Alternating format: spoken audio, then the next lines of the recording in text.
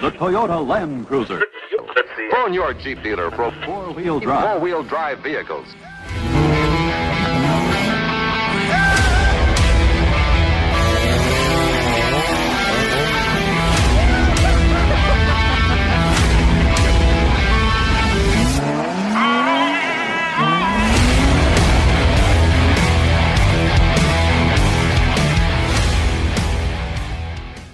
En direct des Appalaches, bienvenue à votre Four-Wheel Drive Podcast.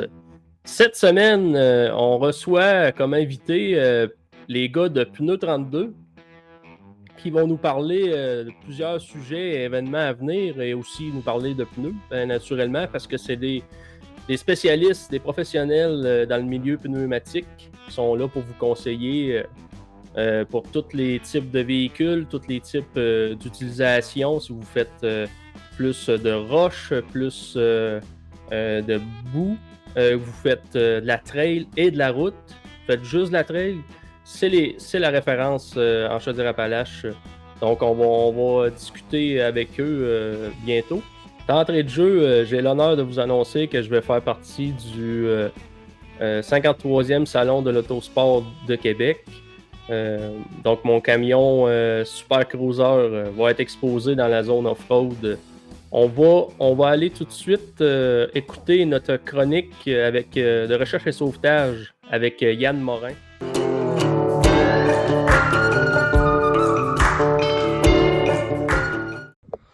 Salut tout le monde, Yann Morin de Recherche et Sauvetage 4x4 Québec. J'espère que ça va bien.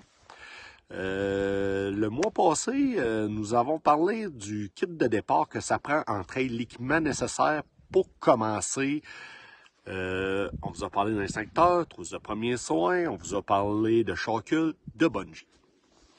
Aujourd'hui, je vais vous parler d'un équipement que je vous dirais qui est quand même essentiel à avoir. Autant pour le gars qui fait du buggy, autant que le gars qui overland avec son véhicule, son camper un peu 4x4 modifié, autant que ça peut rejoindre le chasseur qui fait juste une simple sortie à son chalet. C'est un équipement qui a de multitudes de facettes d'utilisation. Puis aujourd'hui, on va vous en montrer 2-3. C'est pourquoi qu'on est à l'extérieur, on est sorti avec notre véhicule. On est dans un endroit sécurisé, un beau pic de sable. Puis je vais vous montrer quelques techniques pour utiliser ça. Ceux qui ont deviné, je vais vous parler de cet outil.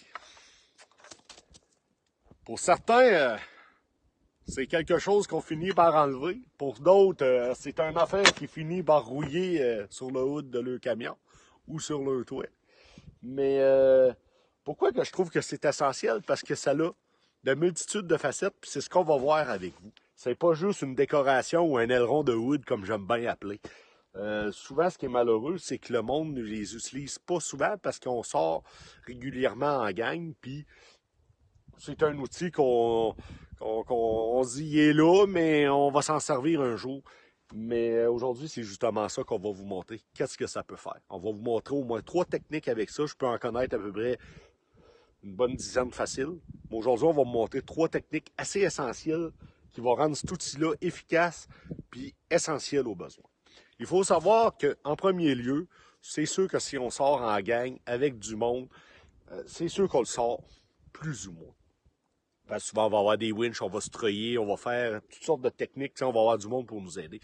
Mais pour le gars qui s'en va à la chasse une journée, tout seul, puis qui reste pris, qui fait un flat, qui arrive, peu importe la raison, ou simplement le gars qui s'en va avec son petit Jeep, s'en va à son chalet, puis finalement, je sais pas, il arrive un impasse, puis ça va pas bien, puis finalement, il reste pris, il a pris le champ, puis là, il n'y a rien pour se déprendre, le réseau est pas là, marche pas.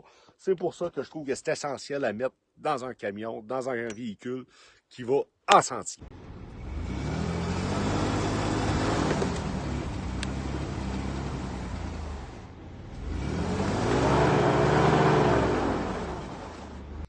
Fait que la technique va être assez simple aujourd'hui. C'est technique numéro 1. Pourquoi que je trouve quand même c'est essentiel quand on a un jack à bumper. Puis je vous la montre à l'instant. On va venir se taper.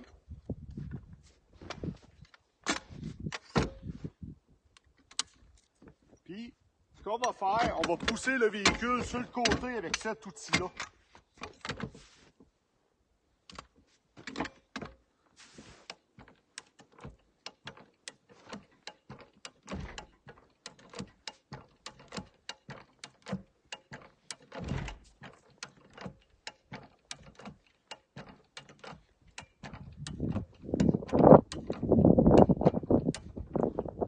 Ce que j'aime bien, c'est que là, on a levé notre véhicule. Puis, ce qu'on va faire, c'est que si on a des grappins, des fois, on n'en a pas toujours. Ce qui est pratique, c'est que là, on vient de se donner un espace entre les roues.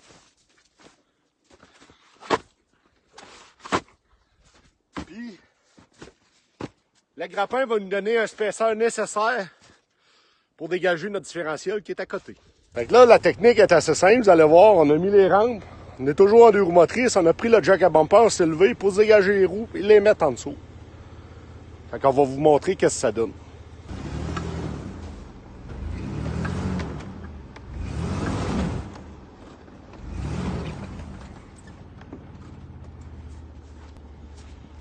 Fait que ça, c'est la technique numéro 1, comment se dégager avec un jack à bumper quand on est alisé puis on est à côté.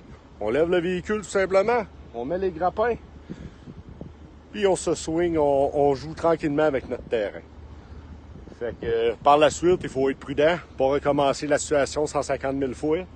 Prendre notre temps, faire sûr qu'on est bien embrayé les 4 roues motrices, puis on se dégage tout simplement. Pour la technique numéro 2, ce qu'on va faire dans le fond, c'est que on va se servir d'une sling, de notre jack à bumper, d'un autre sling qu'on va aller accrocher sur un point d'ancrage. Comme là, je suis chanceux, mon ami est arrivé aujourd'hui avec son Rubicon, on a pris l'autre véhicule comme point d'ancrage. Il faut savoir que quand il n'y a pas d'autre véhicule, on va prendre un arbre ou un rocher, peu importe. Aujourd'hui, on va vous montrer la démonstration. Mon véhicule, très important, c'est de laisser le véhicule qu'on va tracter au neutre pour pouvoir s'aider.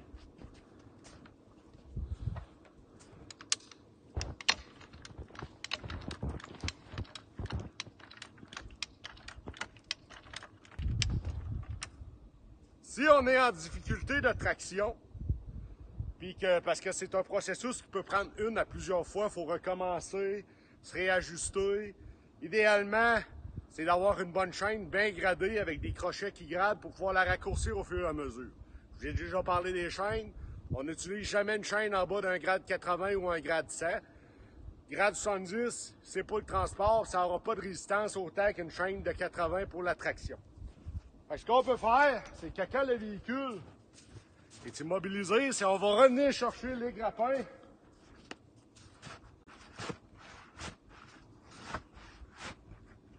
On va les mettre sous les roues pour se donner un maximum de traction. Puis on va continuer à tracter notre véhicule pour qu'il puisse grimper sur les grappins. Quand ça commence à être raide de même, il faut...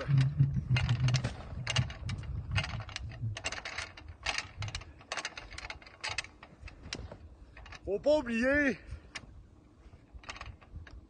que quand on désactive un jack à bumper,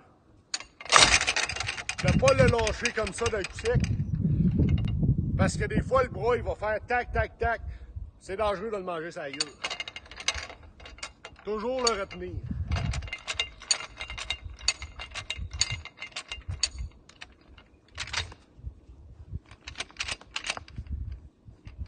Ça, c'est ce qui englobe la partie 2 d'utilisation de notre jack à bumper.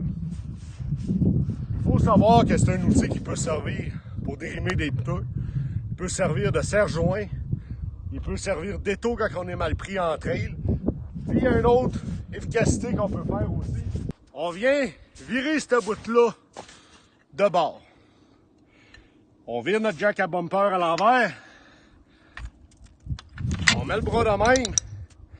On le plante dans l'enfonce dentaire pour se faire une pine pour se dégager avec notre winch. Fait que là, vous avez vu 3 belles techniques de pourquoi que je trouve ça essentiel de mettre dans un véhicule un jack à bumper. faut savoir que quand on utilise un treuil, une winch, peu importe la winch utilisée, ça reste que c'est de la mécanique, puis on n'est pas à l'abri quand même d'une défaillance ou d'un bris. Fait que c'est pour ça qu'un jack à bumper en mode tire-force, ça peut être utilisé. Si on n'a pas d'arbre, on peut s'en servir comme pin pour ancrer dans le sol, comme encre de terre. On peut s'en servir pour lever le véhicule, nous sortir. Il y a plein d'autres facettes que je peux vous montrer avec le jack à bumper qui va venir dans la prochaine vidéo. Si demain matin, notre équipement lâche, tombe défaillant, ben on a une alternative pour nous déprendre. Vous savez, ça peut être juste deux véhicules qui sont pris, un en arrière de l'autre, puis en avant, je sais pas, moi la winch a lâché au gars, puis là, ben vous avez pas de point d'ancrage, les arbres sont loin, ou peu importe le scénario, ben ça peut vous servir comme utilisation pour vous tracter après l'autre véhicule, puis vous sortir du trou, puis par la suite, vous wincher. Vice-versa, ça a de multitudes d'utilisations aussi. On peut s'en servir comme pin de remorquage, une barre de remorquage, on peut s'en servir. Il se vend des outils pour pouvoir dérimer des pneus aussi qui se fait. On peut... ça a plein de facettes. Là. On peut l'utiliser pour se barrer avec un pneu, s'en servir et tout comme pneu comme encre de terre. C'est ça, ça a plein. On peut s'en servir tout comme serre-joint. C'est un outil qui a de multitudes d'utilisations. Puis ça va être mon rôle, ça va être de vous le faire découvrir tranquillement, pas vite. Puis ça me fait plaisir. Fait que sur ça, la gang, Yann Morin, Recherche et sauvetage 4x4 Québec. À la prochaine. Donc, encore une fois, Yann nous montre une super chronique, comment se déprendre avec un jack à bumper, les diverses utilisations qu'on peut en faire. C'est très, très apprécié. Merci beaucoup, Yann, à chaque podcast de nous faire une super chronique puis nous montrer tous tes trucs, tes savoir-faire depuis des années. Là. Donc, on va aller chercher notre co-animateur, Rudy. Salut, Rudy! Salut, Jason, ça va bien? Ça va bien, toi? Oui, pas pire, pas pire. Yes, y a-tu pas mal de neige encore chez vous? Ça commence. C'était parti, c'est revenu, mais il n'y a pas eu tant que c'est bon. Ah, ça va fondre cette semaine, il annonce chaud, fait que... La première journée que ça a tombé, c'était plus lutch, mais là, ça finit par refroidir la terre, puis ça arrête de fondre au fur et à mesure. Fait que ça accumule un peu, mais il n'y a pas vraiment beaucoup d'accumulation. Non, c'est ça, puis si le printemps peut arriver, tout le monde a hâte de retourner dans le bois, là. On passe à déjà, puis quand je retourne. Ouais, c'est ça. Hey, d'entrée de jeu, tu voulais-tu parler un peu de notre événement du Follow Fest qui s'en vient bientôt? Bien sûr, bien sûr. Dans le fond, pour ceux qui ne savent pas c'est quoi le Follow Fest, c'est un événement qu'on organise depuis une couple d'années. On a un peu une exposition de véhicules 4x4 hors route. On a une rampe de flex pour ceux qui ne savent pas c'est quoi, on va avoir des photos. Sinon, ce qu'on a, on a deux types de rampes de flex, la traditionnelle puis une autre petite noire plus pour débutants. Là, un mini parcours, là. C'est comme, c'est ça, un mini parcours. Ouais. Tu passes ou tu passes pas, il n'y a pas de défi entre les gars 20-20. Sinon, ça, on a quelques kiosques de commanditaires, là, j'ai pas encore les confirmations, mais on va avoir notre kiosque de Atelier BPR qui commandite et fabrique notre rampe, qui est d'ailleurs en train de dire faire une petite beauté pour qu'elle soit toute prête pour ça coche. Pour l'événement de cette année. Puis c'est ça, en gros, c'est quoi, pourquoi on fait ça? C'est pour ramasser des dons pour Opération Enfant Soleil. On met sur place des hot dogs, des sacs de chips, des boissons gazeuses, de l'eau, etc. Au profit d'Opération Enfant Soleil. On a aussi un tirage d'un moitié-moitié. Donc, c'est pas mal ça fait le tour pour l'instant de ce qu'on a de confirmé. C'est comme un gros meet le fun là, pour la bonne cause. Là. Exactement, c'est ça. Une gang de tripeux qui jasent ensemble puis qui challenge sa rampe. L'année passée, c'était moi et Yann Morin. Là, on est qui va venir cette année nous défier. Ouais.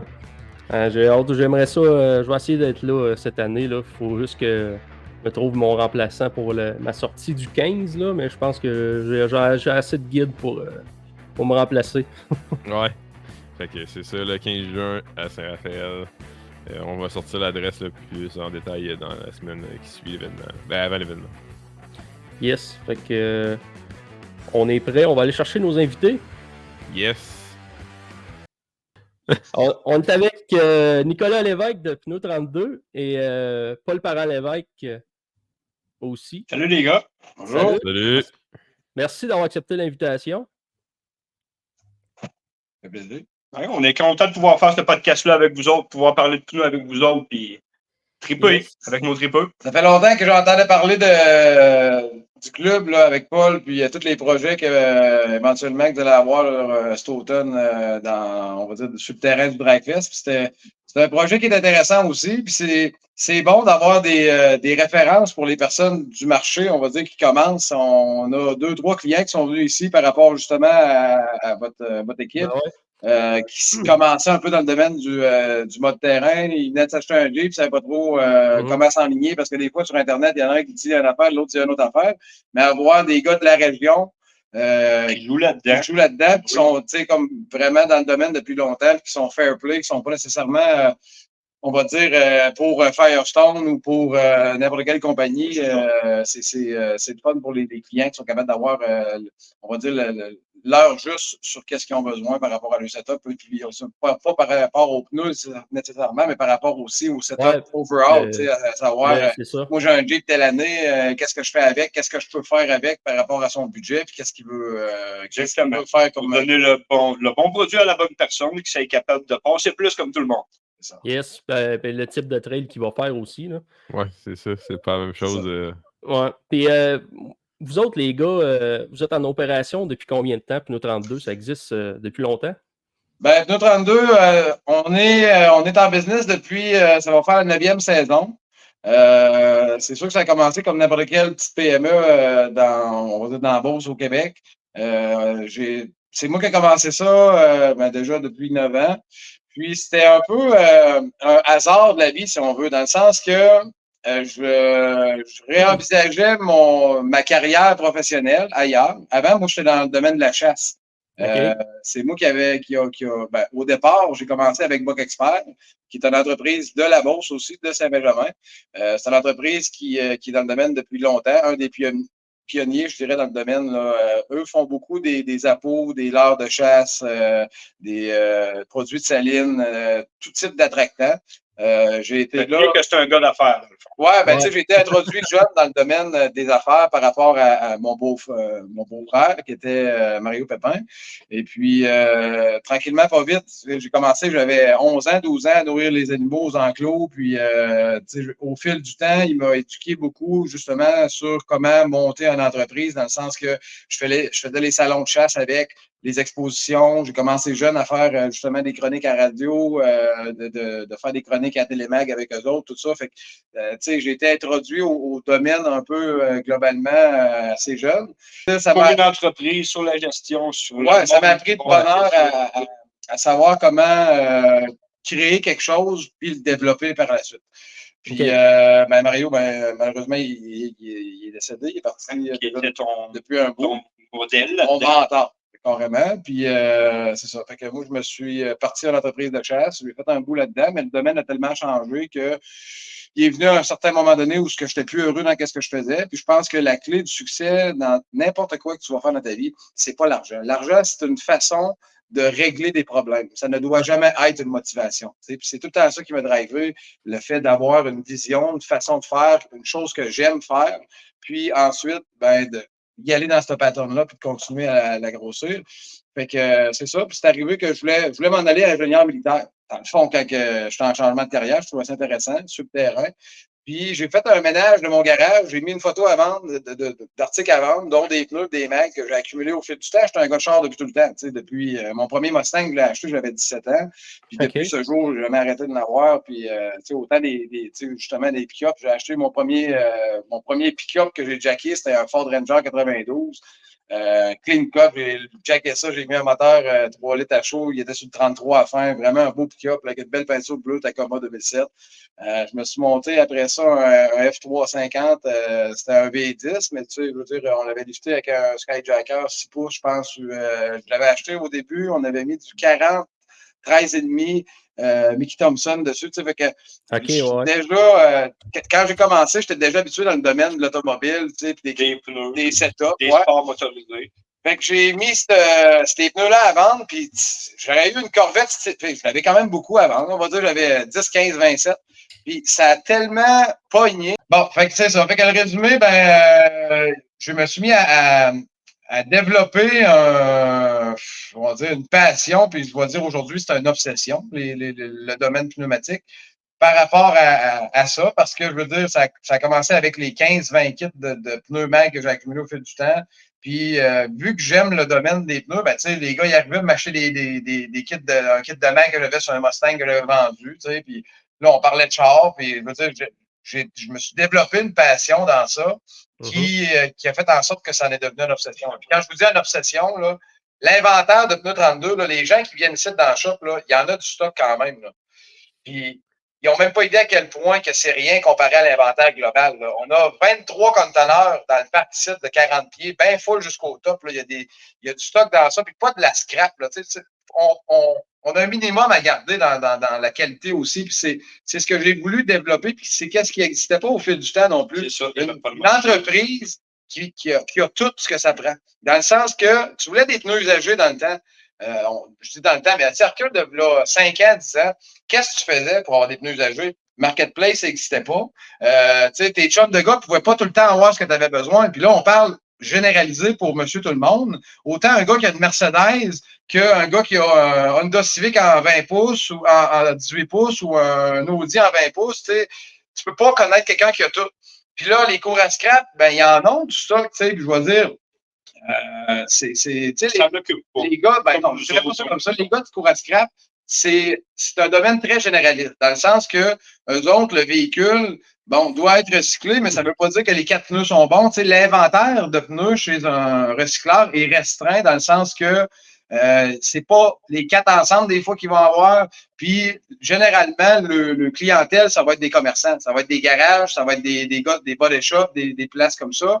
Puis, les belles qualités de pneus chez un recycleur vont se vendre, je dirais, à 75% du temps au commercial, beaucoup plus qu'au particulier. Fait qu'un gars qui va appeler n'importe où pour avoir des pneus 2,25-48 pour son Civic assis, la plupart du temps, il va se faire répondre qu'ils en ont juste 2, tu sais, ou qu'ils n'ont pas 4.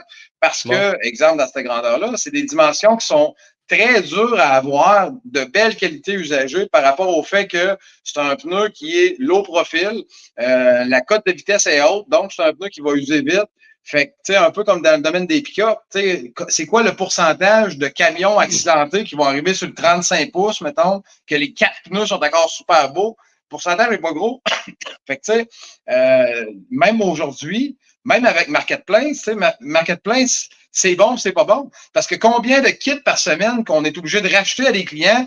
Ah, c'est supposé de faire sur mon truck, mais il y a tellement de configurations de véhicules différents. Puis là, on parle de pick-up autant que de Jeep que de char, que ça ne veut pas dire que ça faisait sur un 2017, que ça va faire sur un 2021. Fait que, tu sais, les gens, là, ont plus ou moins une référence en tant que telle pour ce qui est du domaine pneumatique puis des mags dans l'usager. Fait que, on a réussi au fil du temps à se perfectionner puis à devenir des professionnels dans les setups. Autant les setups 4x4 que les setups conventionnels.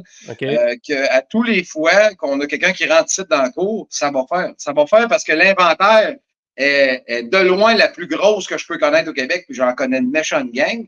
Puis c'est pas parce que c'est moi, parce que c'est nous autres, c'est parce que c'est ça. Tu sais, on parle de mags usagés, puis tu sais, quand je vous dis des mags usagés, de la cochonnerie, de la scrap, on n'en garde pas. Moi, quand j'ai des mags qui sont pas beaux, soit je les envoie à peinture cuite, ou soit qu'on les envoie au fer direct. Là. Comme là, le fer, il vient d'augmenter à 1,20 à peu près, l'aluminium. Je vais en envoyer 15-27. C'est pas parce que c'est pas des mags qui sont pas beaux, mais c'est des mags qui sont moins up-to-date. Tu sais, des mags de Civic en 15 pouces, tu peux en garder 2 kits, mais maintenant, tu sais, ouais, c'est ça. Fait que, on a réussi à développer au fil du temps une entreprise qui est vraiment très juste et professionnelle dans l'inventaire usagé, puis autant que dans le nœud. Parce que dans le nœud, dans l'exemple des AMP, qui est une compagnie dans le all-terrain, mode-terrain, que j'adore travailler avec eux autres parce que, tu sais, chaque pneu, chaque chose à sa place, sauf qu'eux autres, ils me donnent un service on va dire, après-vente incomparable. Dans le sens que peu importe la raison, dans un délai de 15 000 km, un client il a un défaut d'un pneu ou il est arrivé quelque chose, même hasard de route non réparable, on le remplace, il me donne un service après-vente impeccable. Fait que quand un client arrive ici, puis que son pneu n'est pas balançable ou peu importe la raison, je suis capable d'arriver et de dire au client, puis on parle de tout à l'heure à 2, 3, 4, 500 pièces tout à l'heure. Fait que c'est le fun d'arriver à dire à un gars, ah ben pas de trouble, tu sais, moi te les changer les deux en arrière, ils vont passer sa garantie parce que moi de l'autre bord, je le sais qu'eux autres, ils sont dadons avec nous autres, que je vais être capable de le claimer, puis ça va bien passer. Fait que, on est capable de donner un service après-vente avec AMP qui est incomparable qu'avec n'importe quelle autre compagnie de pneus dans le all-terrain, mode-terrain. Puis, ils ont une qualité de pneus qui est vraiment très, très bonne. Autant dans le style AT, tu prends le AMP, le Pro AT, crif, les gars, ils font du millage avec ça. J'ai un client qui vient lundi matin parce que je viens de les mettre des mises de côté, justement. Le gars, il a un Duramax 2500, puis lui, là, à tous les jours, c'est ma blonde qui m'a dit ça la semaine passée quand il est venu prendre son rendez-vous, à tous les jours, 4 jours semaine, il monte à Montréal, aller-retour, avec son truck pour aller travailler là-bas. Fouille-moi pourquoi la raison, mais c'est ça. Puis là, le gars, lui, il fait, écoute, un millage incroyable. En théorie, ces pneus-là vont faire, on va dire, 65 à 75 000 km, dépendamment de la configuration du pick-up, s'il est chargé ou non, pour une fraction du prix que tu vas payer on va dire un BF Goodrich all-terrain. Tu sais, exemple, BF Goodrich all-terrain, c'est un très bon pneu. C'est un pneu qui existe depuis très longtemps, mais ils n'ont jamais évolué. Comment ça fait de temps que ça existe, le KM2? Tu sais, le KO2? Fait que c'est comme Duratrac, exemple, c'est un très bon pneu, mais ça a pris comme 20 ans avant qu'ils développent un nouveau modèle. Fait que, dans le fond, c'est ça, vous avez de l'inventaire assez incroyable. Vous avez des conteneurs pleins, puis vous ne manquez pas de produits en stock. Et là, c'est ça, vous êtes situés, vous autres, à Saint-Georges-de-Beauce. Oui. Y a-tu à quelle adresse qu'on peut aller 590, 93e rue. Nous autres, on est dans l'entrée du parc industriel à Saint-Georges. Quelqu'un qui arrive de Québec, par exemple, il prend la première sortie de Saint-Georges, puis il va arriver directement ici à côté dans le parc industriel. Là, ça prend, à partir de l'autoroute, ça prend environ 5 minutes à se rendre. Fait que c'est ça. Puis autant des mags, je veux dire, il y a beaucoup de gens qui vont vouloir des setups fancy. Tu sais, là, la semaine prochaine, je fais un GMC double roue 3500 High Country, OK? Un 2024. C'est un truck qui coûte 150 000 $. Tu peux pas faire du n'importe quoi là-dessus. Là. Le gars, il veut un beau setup, puis il veut que ça fitte, puis il veut pas que tu coupes ses ailes. Bon, ben, tu sais, autant comme Paul qui fait des setups de Jeep, Jackie, faut en tête de même, que moi, je vais arriver avec un client de même que, tu sais, ça prend de quoi de fancy, mais ça prend de quoi qui va fitter au poil parfait. Fait qu'il vient m'amener justement avec des fournisseurs, on va mettre des Cali Summit sur son truck, ça va être extrêmement beau, avec une dimension de pneus 2,95, 65, 20 dans le AT, dans le AMP, que c'est une dimension qui est quasiment expressément faite pour les chevaux parce que c'est un pneu 35 pouces, mais pas large, pour pas que ça frotte en arrière, ça cote. Fait que, tu sais, on est capable de faire autant des setups sur un petit Civic full basic en 15 pouces que sur un double roue flambant neuf à 150 000. On est à l'écoute de notre client, de ses besoins, surtout par rapport à ce qu'il veut faire, par rapport à ce qu'il veut obtenir, autant dans un domaine que dans l'autre. Fait qu'on a une belle diversité pour tout ce beau monde-là. C'est ça qui est important, c'est ça qui est le fun pour le client, puis le client a besoin aussi. C'est ça. Donner le meilleur service possible au client. Puis là, à l'aube de la saison 2024, je sais que Paul il avait préparé un petit top 3 ou un top 4, là. C'est quoi les meilleurs pneus que vous pouvez nous conseiller, trail, route, pour commencer? Trail, route, ben, ça dépend toujours si tu vises un mode terrain ou un all-terrain, parce qu'évidemment que les deux sont très différents par rapport aux besoins que tu as. Beaucoup, les gars de trail vont nous demander un pneu qui n'est pas trop bruyant malgré tout, mais qui va être efficace en trail. La majorité du temps, ça va être des pneus qui vont être all-terrain. Donc, on a fait une petite recherche de façon générale pour savoir lesquels étaient les plus vendus, les plus appréciés par les consommateurs de Jeep. Donc, le BF Goodrich est revenu très souvent. Nous, personnellement, on recommande le AMP parce que c'est la même maudite affaire, mais beaucoup moins cher, mais l'on dérive. Le Toyo Open Country AT3, très commercialisé, très bon pneu aussi, qui est un pneu all-terrain. Encore une fois, si tu es un gars qui va être performant en trail, c'est peut-être pas nécessairement ce que tu as besoin. Le Goodyear Wrangler Duratrac, très connu aussi, très utilisé. Et le Falcon Wild Peak AT3, produit par Toyo aussi en passant. Okay. Fait que ça, c'était notre petit top 4 des pneus all-terrain utilisés en trail. OK. Puis quelqu'un qui voudrait pousser un peu plus, bien évidemment, irait avec un mode terrain. Et c'est à partir de ce moment-là qu'on a travaillé beaucoup plus fort à savoir ce que les gens voulaient puis avoir le produit qu'ils désiraient aussi. Donc, on a aussi fait un petit top 4 des pneus mode terrain, les plus utilisés. Il y a eu le Cooper Discovery qui a été très apprécié dans les 3 dernières années.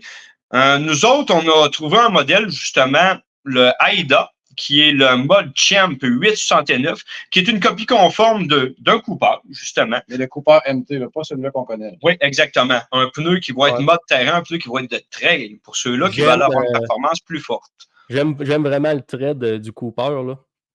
Oui, il est vraiment beau, oui. Ça va être un pneu qui va être super performant, justement, autant pour le Cooper que le Ada, dû à leur traction qui est bien conçu, avec les blocs qui sont bien séparés, une belle ouverture avec un bon angle qui va avoir un bon appui sur la roche ou pour la boîte. Tu parlais du Cooper. Cooper, dans le fond, sont associés beaucoup avec Goodyear aussi. Hein. Ils ont parce que d'une compagnie à l'autre, dépendamment du type de pneu, ils vont s'échanger un peu la manufacture, dans le sens que Firestone, la destination MT, est faite dans le même shop, est faite par AMP. Puis il y a des modèles d'AMP qui vont être faits, exemple, par un autre. Puis, exemple, Toyo AT3 peuvent être faits dans le même shop que les nouveaux Goodyear Kevlar. Fait que dépendamment du mélange, du compound, de la configuration, puis de la choc qui moule, on va dire, qui est plus spécialisé dans telle affaire, ben ça veut pas nécessairement dire que Toyo, c'est tout fait au Japon, par exemple. Il y en a des Toyo qui peuvent être faits en Thaïlande, par exemple. Fait que les manufacturiers s'échangent beaucoup leur modèle, leur recette de compound et tout. Donc, on peut suggérer qu'un pneu qu'on va qualifier de moins haut de gamme va être autant performant et beaucoup moins dispendieux, surtout qu'un pneu qui va être coté haut de gamme. Donc, c'est pour ça qu'on fait beaucoup des comparatifs, d'où le Cooper et le Ada, que nous autres, on voit ici en passant. Très beau trade, comme tu disais. Puis c'est un rapport qualité-prix et tout. Là. Ouais, les gars qui font de la traite, ils veulent bien pas mettre tout 500-600$ pour un Toyo Open Country MT, parce que si ils fendent sur le coin d'une roche, que ça soit un Toyo, que ça soit un Honda ou que ça soit un AMP, si tu le slices sur le bord d'un cap, il va fendre. C'est ça pareil. Hein? C'est plus, exemple, un Toyo Open Country MT, je pense honnêtement, puis avec certitude pour dire que c'est le mode terrain qui va être le plus durable. Tu vas mettre un kit de 35 12,5 20 Open Country MT. Par rapport à la robustesse. La durabilité, là, cette air-là, tu vas mettre ça sur un gars qui a un Duramax avec une pelle mécanique puis qui fait du highway, là, sont durs à fondre. Fait que, tu sais, ça dépend vraiment, mais les gars qui font de la trail, nécessairement, ça vaut-tu la peine tant que ça de mettre 300$ de plus du tailleur quand tu sais que t'es rough un peu, tu sais, ses coins, puis pour la roche, là, ça dépend.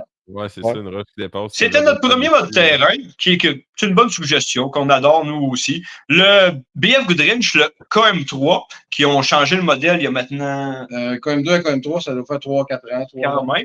Donc, nous, on les a tous essayés, évidemment, aussi du KM, le premier tout qu'ils ont fait au KM3. Un très bon pneu de trail, très apprécié. C'est le compound. Hein? Le KM3, l'avantage, je pense beaucoup, c'est bon, il y a des bons blocs latérales, ça, c'est sûr que ça t'aide beaucoup.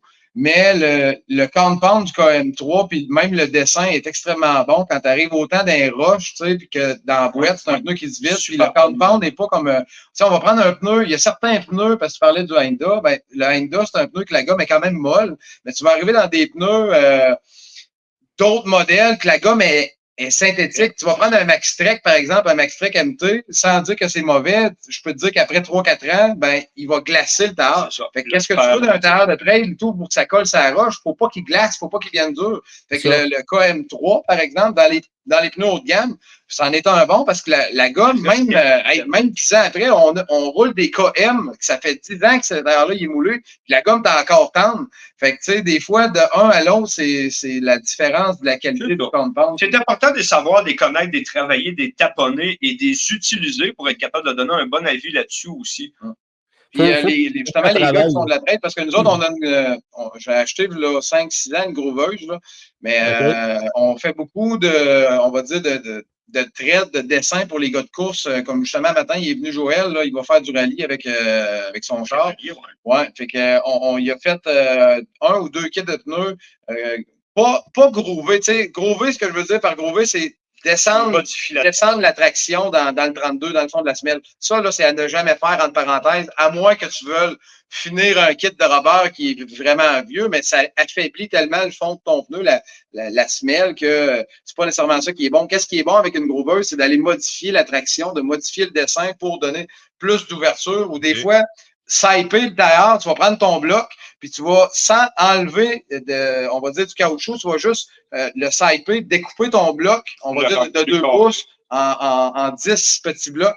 Fait que ça va donner vraiment de l'élasticité à ton bloc. Ça va faire en sorte que justement, si ton pneu est rendu dur par rapport à son âge ou il était dur au départ puis que tu veux lui donner un petit peu plus d'élasticité, ben tu peux prendre ta grooveuse avec une petite lame puis juste faire des traits pour séparer ton bloc puis il va travailler beaucoup mieux quand tu vas arriver d'une surface qui est dure. Quelque chose qu'on voit parfois aussi sur les modèles de buggy. Ça, c'est quelque chose qu'il faut. Ben, comme la grooveuse, il faut que ça soit fait par un professionnel. Non, Ouais, c'est ça. Tu fais pas ça à la maison. Non, parce non. C'est facile de passer de rette. Ben, c'est Ouais, pas juste ça, c'est que, tu sais, faut pas que tu fasses du n'importe quoi. Tu sais, juste, mettons, là, faire le design du dessin de qu'est-ce que tu veux faire avec le pneu que tu as en face de toi, ça peut prendre une demi-heure, là, à y penser, puis à faire les traits au crayon, puis bon, ben, je vais le faire comment pour pas affaiblir la structure interne de la rigidité du pneu, mais pour réussir à y donner une certaine performance là, de plus. Là. Fait que, tu sais, très bon point que tu n'arrives pas avec ta grooveuse puis tu fais des lignes dedans. Là, c'est d'accorder le dessin de ton pneu puis de comment tu vas faire pour le modifier sans l'affaiblir pour l'upgrader. T'avais-tu fini ton top 4, mon. Ah, ben c'est sûr qu'on a toujours des modèles très appréciés, comme le Toyo Open Country MT, qui est super utilisé aussi, agréable à rouler, je l'ai beaucoup roulé, qui ressemble aussi au BF Goodrich le KM, le premier modèle qui est sorti. Et le fameux Firestone Destination MT, qui a été énormément commercialisé. Je l'ai rajouté dans notre petit top 4, seulement parce qu'il a été commercialisé, car c'est un pneu qui est moins conçu pour la trail. Ouais. Dû au compound qui est extrêmement dur par rapport aux blocs qui sont trop gros, la profondeur qui n'est pas suffisamment profonde. Il y a plusieurs raisons. Je l'ai inclus seulement car c'est un pneu MT qui était très le flanc qui est mou, il y en a sûrement qui l'aiment, mais moi, personnellement, parce que nous autres, ici, on les vend puis on les revoit.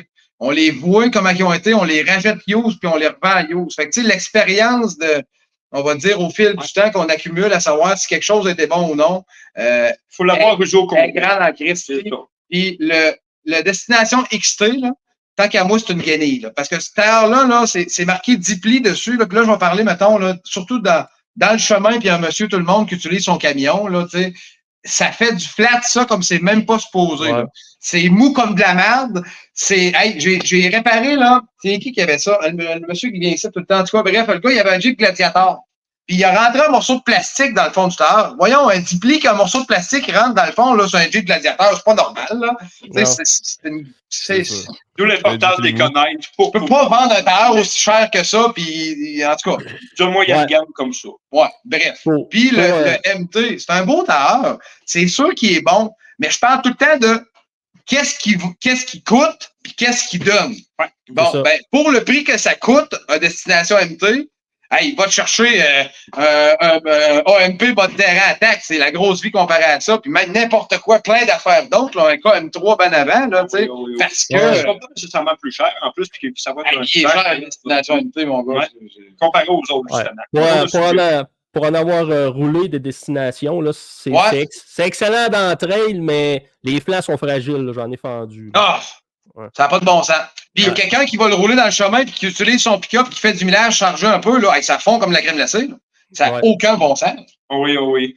J'avais justement un client qui roulait ça l'année passée, un membre du groupe, qui roulait ses Firestone MT. Il était rendu à moitié, donc vraiment beaucoup moins performant, étant donné que c'est un pneu qui vient avec seulement 16-32 flambant 2. On lui a changé contre des Aida, la réplique d'un Cooper. Puis, il l'a rien garoché dans le champ chez eux, plein de neige, par les températures qu'on a eues.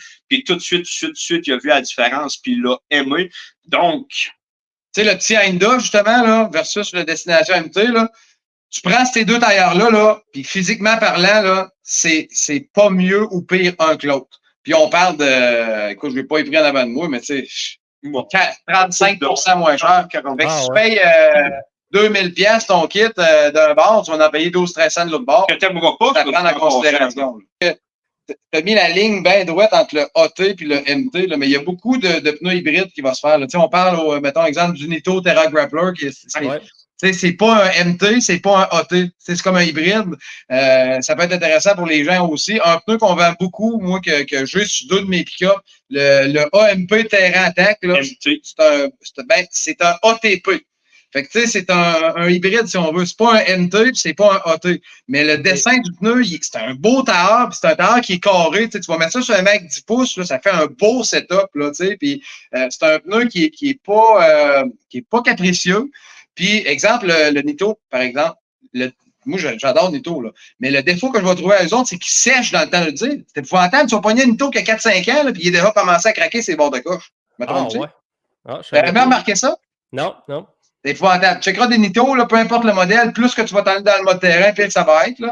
Puis, Terra Grappler, ainsi de suite, là, c'est un pneu que la gomme est très naturelle. Donc, c'est un pneu, justement, qui donne un bon rendement kilométrique, performance. Mais vu que c'est un pneu qui est moins de composite, un peu, qui est beaucoup plus avec une résine naturelle, il va avoir tendance il va craquer après 4-5 ans. Là, puis même, on a ici là, des kits de 35, 12 2018 là, que je vais garder juste pour un gars de trade. Je ne vendrai pas ça pour un gars qui fait du chemin tellement que Griff, la coche est quand même ouverte un peu, puis c'est pas un vieux tailleur. Là, je checkerai dessus, là, il y a 5 ans maximum à ce tailleur-là. Là.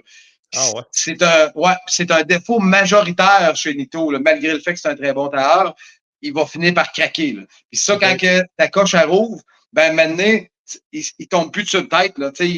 L'air, là, il va sortir de là, même avant d'avoir une roche qui rentre dedans. Là. Puis ça affaiblit le pneu, oui, de un, mais tu vas commencer à avoir des micro-failures dans tes coins de traction parce que justement, ton pneu, il contient plus son air comme il serait supposé parce que l'air va sortir par tes petites coches-là. Bien évidemment qu'un pneu qui dégonfle. Tu vas l'haïr, tu vas l'enlever de là avant qu'il soit fini parce qu'il va perdre de l'air, tu es obligé d'en remettre 5-10 litres d'air à toutes les semaines. Ouais.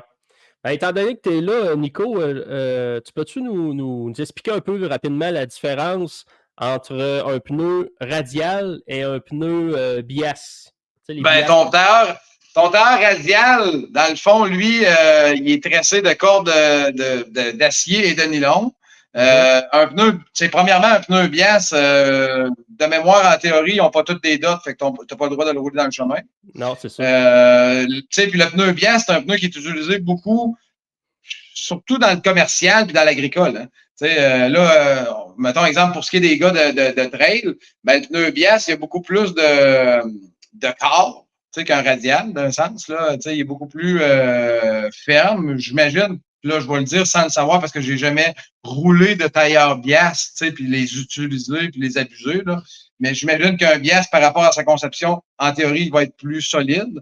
Quand on arrive, exemple, dans le bias, dans le Maxxis, tu prends un trépador, un bias puis un radial, ben le 32 du pneu va changer. Le 32 du pneu sur la traction, sur les blocs. Fait que quand tu vas arriver avec un trépador bias compétition, ben, c'est un pneu qui est le dessin et le design global du pneu est vraiment pour la trail, donc ben, pour la compétition overall. Fait qu'il est beaucoup plus agressif sur les blocs, sur les crampons, sur la profondeur. Puis probablement que là, je te le dis sans l'avoir essayé, ça, je le dis tout le temps. Je le dis sans l'avoir essayé, ça veut dire en théorie, ce pneu-là, je t'écris dans mes specs, tu devrais être capable de mettre moins d'air dedans qu'un pneu radial. Dans le sens que probablement qu'un bias, tu vas être capable de le rouler à 400 livres fiable, dépendamment de tes beadlocks et plein de choses, là, mais 400 livres fiable versus un radial qui est probablement ça va t'en prendre un petit peu plus pour le rouler dedans. Donc, un bias pour les nuls égale encore un pneu qui va être plus rond, plus rigide, plus solide, évidemment.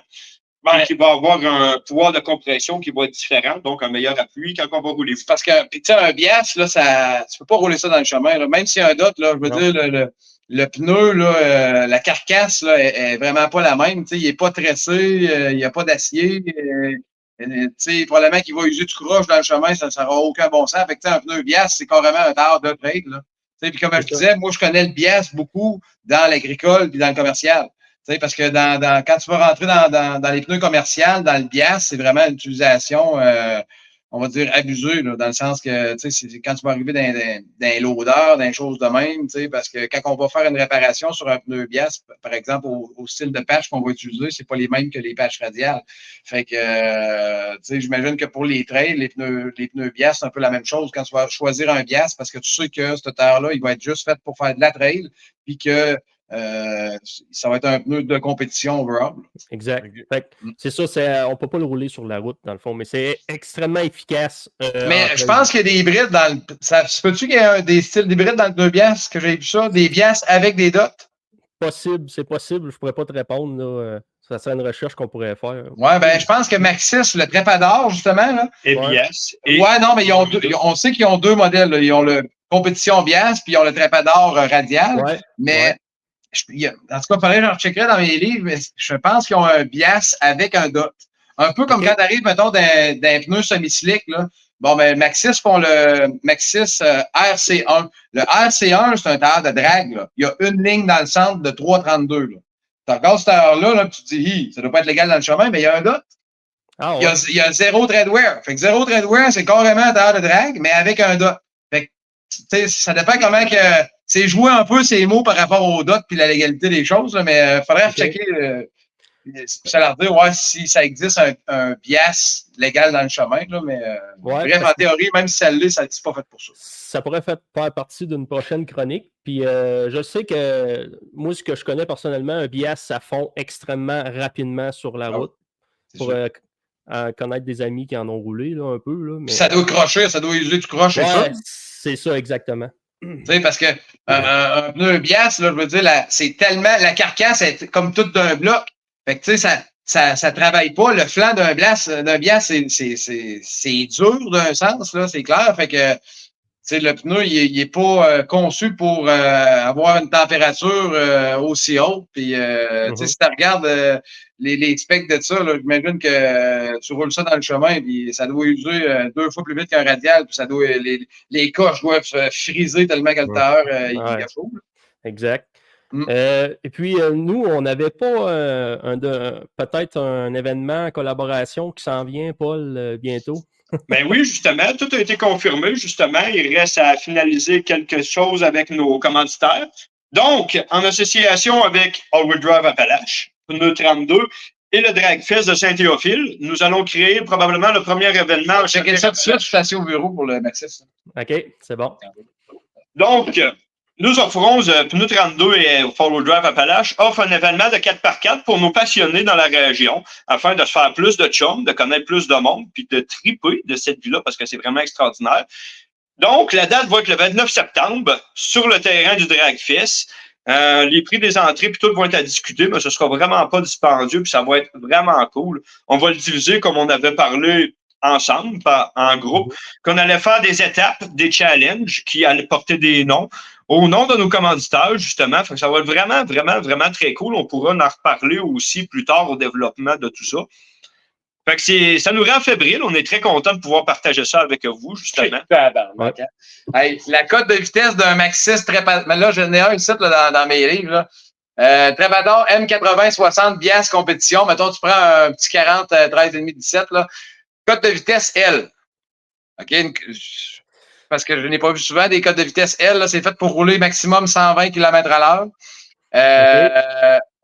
Fait que, tu sais, indice de charge, c'est un D. BSW. Fait que vois-tu, le Bias compétition. Là, c'est marqué hors route. Calice, attends un peu.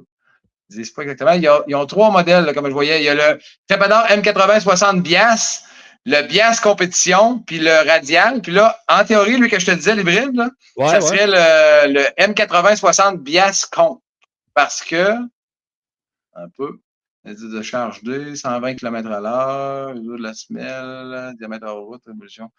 D'après ce que je peux lire ici, il serait légal, mais je vais t'en revenir là-dessus pour être sûr. Good. Fait qu'on parlait avec Paul de l'événement. Il va avoir, on va pouvoir utiliser un peu la piste de drague, il va y avoir un parcours en route, une zone crawl. Oui, en effet. Il va y avoir un terrain de jeu qui va être ouvert. Évidemment aussi, c'est un événement de G, fait que ça prend de la boîte. Donc, on va avoir un grand terrain de jeu qui va être ouvert pour la boîte. Il va probablement avoir des petites courses aussi dans des dunes.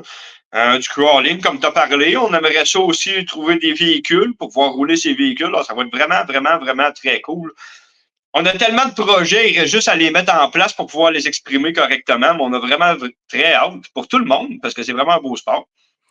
Donc, si vous voulez avoir un kiosque, participer à l'événement, ceux-là qui nous écoutent, vous pouvez nous rejoindre personnellement sur Facebook ou rejoindre Paul Parent-Lévesque. Ben oui, en effet. Vous pourriez être un de ses commanditaires à cet événement-là, participer avec nous autres aussi. Puis ça coûte pratiquement rien. Là. Les gens se déplacent avec le matériel, participent à la journée avec nous autres, puis c'est facile comme ça. Ça ne t'impose pas à rien de très, très, très, très compliqué. Plus qu'on a de monde, puis plus qu'on va être heureux, c'est bien sûr. Yes. Plus qu'on est peu, plus qu'on a du fun. Ça va être cool quand même. Et Paul, il va-tu bien finir par me faire acheter un pick-up, là? Il voulait Moi, je veux qu'il achète un Jeep, mais Nico, c'est un gars de Ford. Ouais, je suis un gars de pick-up. Okay. Comme il t'a parlé, il y avait eu son Ranger. Ben, j'en ai un pick-up de Jackie, là, mais tu sais, c'est un. C'est propre. 150 2015, pas de 1000 ans. Je sais pas, fait pour une guenille dans la trade, là. C'est pas un vrai Jeep de trade, mettons. Là. Un petit Ranger, ça serait bon, là. Ouais, un Tacoma, mettons. Un Tacoma, Ranger, ça flexe pas bien, hein, c'est ça qui arrive. Non, et comme ça. Nico, il a pu voir qu'on avait des beaux trépadors, comme, évidemment, lui qui aime ça, rien faire comme les autres, c'est évident qu'on pourrait avoir des commentaires à venir sur un pneu qui va être comme ça, des années à suivre. Ouais. Le trépador, ce qui arrive, c'est qu'on a de la misère à en avoir. Hein. Ouais, c'est ça. C'est un pneu extraordinaire, mais tu sais, oui, il est cher, regarde, là, je t'en train de checker. Un 35, 13,5, ben, ça, c'est un 18, là, mettons, 31, 18,15, OK? Bon, M80, 60, c'est même pas un bias ou un bias compétition, c'est un standard, on va dire, là. Détail suggéré, t'es à 360, tu sais. Pour un 31.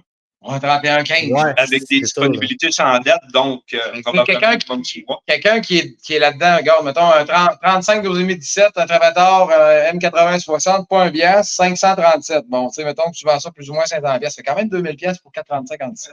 Ouais. Tu sais, pour quelqu'un qui commence, nécessairement, tu sais, c'est plus les advance, mettons, qui mettent ça d'après moi.